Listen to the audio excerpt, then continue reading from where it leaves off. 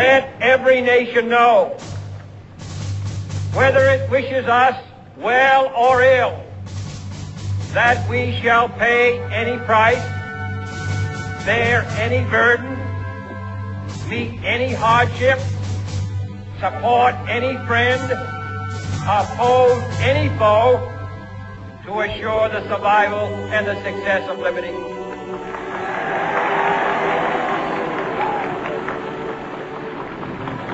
This much we pledge and more.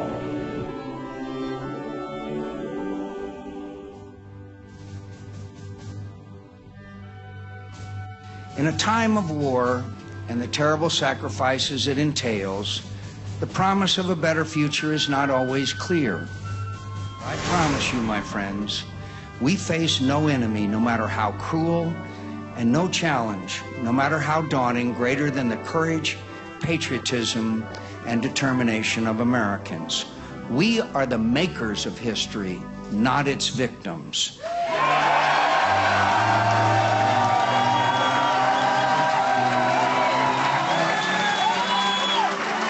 And as we confront this enemy, the people privileged to serve in public office should not evade our mutual responsibility to defeat them because we are more concerned with personal or partisan ambition. Whatever the differences between us, so much more should unite us. And nothing should unite us more closely than the imperative of defeating an enemy who despises us, our values, and modernity itself. We must all pull together in this critical hour and proclaim that the history of the world will not be determined by this unpardonable foe, but by the aspirations, ideals, faith, and the courage of free people. In this great historic task, we will never surrender. They will.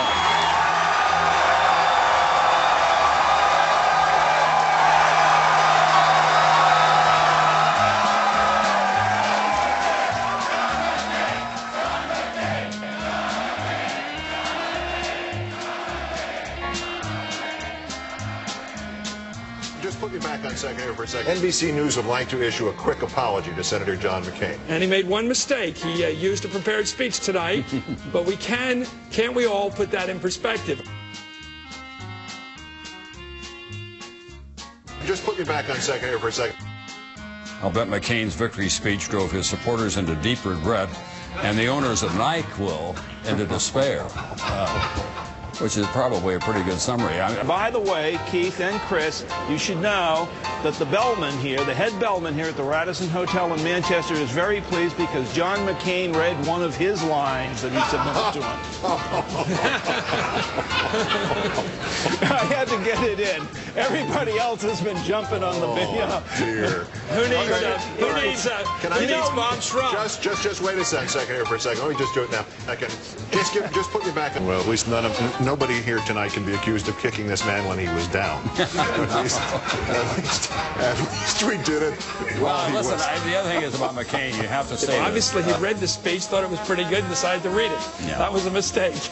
Anyway, thank you, Tom. We're watching the Democratic race, which, of course, is the big story tonight. NBC News would like to issue a quick apology to Senator John McCain. Okay, let's go back to it now. You know, Chris, this is right up your alley. Chris, this is right up your alley.